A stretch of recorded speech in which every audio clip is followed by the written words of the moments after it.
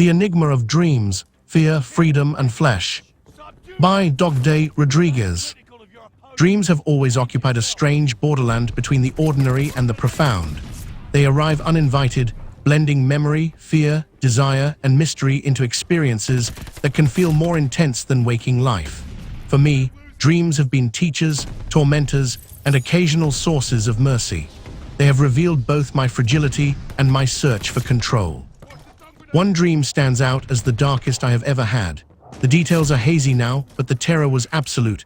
I felt trapped in something overwhelming and evil. In the middle of that nightmare, I cried out to God for help. The fear was so consuming that only divine intervention felt possible, and He answered. The dream did not simply end, it was lifted.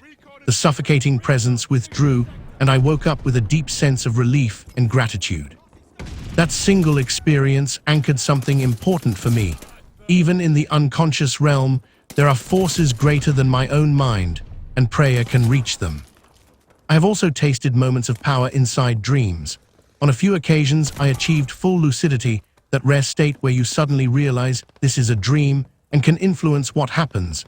Those nights carried a thrilling sense of freedom, yet I have had more partial lucid dreams where I knew I was dreaming but remained strangely powerless. I could observe the absurdity or the danger unfolding, but I could not change the script or wake myself up. That half-awareness felt almost cruel, conscious enough to suffer, yet not conscious enough to escape. It taught me how thin the line is between observer and participant in my own mind. My relationship with dreams took on a more complicated shape around sexuality. I had my first wet dream at age 20, unusually late. It was not a gentle or romantic experience.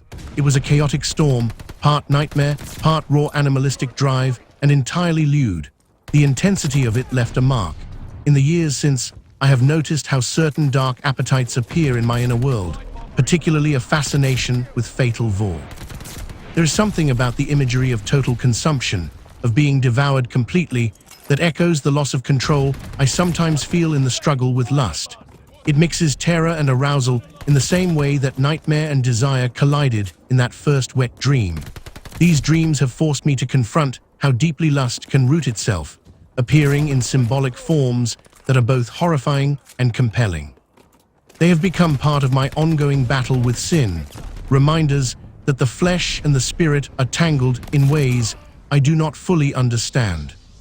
Science offers explanations, dreams as memory consolidation, emotional processing, or the brain's way of simulating threats. Psychology speaks of repressed desires rising in symbolic disguise. Faith offers another lens, that dreams can be battlegrounds where the soul wrestles with itself and with greater powers. My own life suggests all these views hold pieces of truth. The nightmare that God delivered me from felt spiritual. The lucid moments felt like brief victories of the conscious will. The lewd and animalistic dreams pointed straight at my weaknesses and longings. In the end, dreams have humbled me. They show me that I am not always in control, not of my fears, not of my desires, not even of my own mind at night. Yet they also point toward hope. A prayer can pierce the darkness.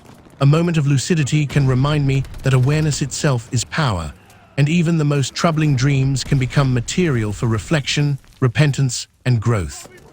I still wake up some mornings unsettled, carrying fragments of the night's journey, but I no longer see dreams only as random firings of neurons or meaningless chaos.